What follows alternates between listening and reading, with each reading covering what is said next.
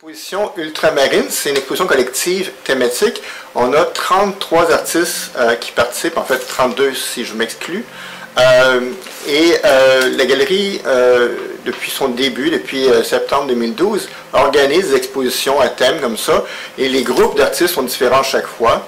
La vocation de la galerie, c'est principalement de donner une chance aux artistes émergents, donc ceux qui commencent, qui n'ont pas un gros bagage d'expérience. Mais c'est également, on souhaite toujours faire la combinaison d'artistes plus établis qui vont aider la notoriété des jeunes qui commencent. Et je trouve que la combinaison en général fonctionne très bien. Des artistes plus établis avec des artistes qui commencent, ça fonctionne très bien. Le fait d'avoir un thème, ça permet de les réunir comme ça. Donc, et puis en général, les œuvres sont autonomes. On ne peut pas juger de l'expérience du bagage à partir d'une œuvre en général. Et ça, à mon avis, ça s'équivaut de mettre une œuvre d'une personne qui commence, de quelqu'un qui est établi. Pour le public, en général, il ne voit pas de différence. La différence, c'est peut-être pour les collectionneurs qui connaissent la carrière de la personne qui est établie, puis qui va découvrir, à l'inverse, la personne qui commence. On a ici des gens, que ça fait probablement 30-40 ans, qui font de la peinture, et on a des gens qui commencent tout juste, qui sont à leur première exposition. Donc c'est un peu ce qu'on souhaite faire, c'est mélanger les générations.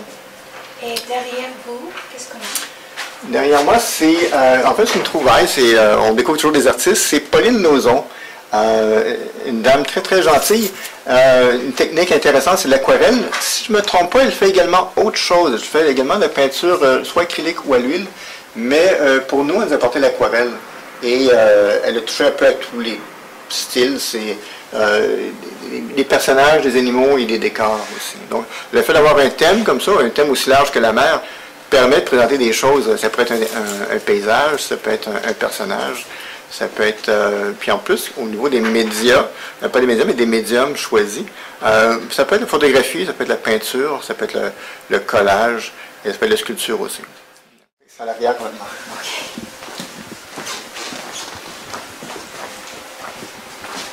Ici? Oui. Et votre matière, c'est... Moi, en général, je change souvent. Je ne suis pas un médium spécifique. C'est la peinture à l'huile.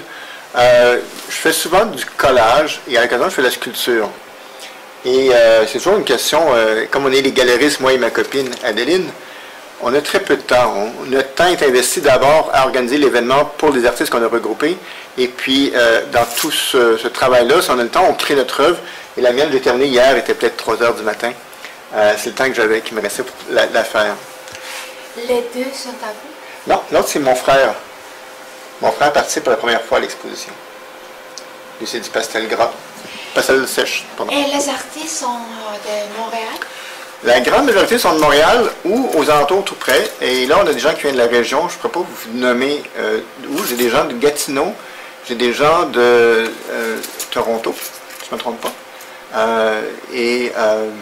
En fait, nous, on est inclusif. Hein. Comme l'appel de dossier est en anglais, s'il y a des gens de partout, principalement c'est au Canada, on a eu quelques personnes d'Europe, mais c'est très rare. Mais même de très loin au Canada, les gens nous contactent s'ils sont prêts à payer les frais de transport pour faire parvenir leurs œuvres. Ça fonctionne. Et puis on aime les représenter, ces gens-là, parce qu'on aime échanger culturellement, on peut être un peu différent. Et c'est intéressant de les retrouver chez nous. Pourquoi ultramarine? Ultramarine, en fait, étrangement, le mot est anglophone. On le prononce en français ultramarine, mais ça n'existe pas. En français, ça serait outre-mer. Et c'est une couleur.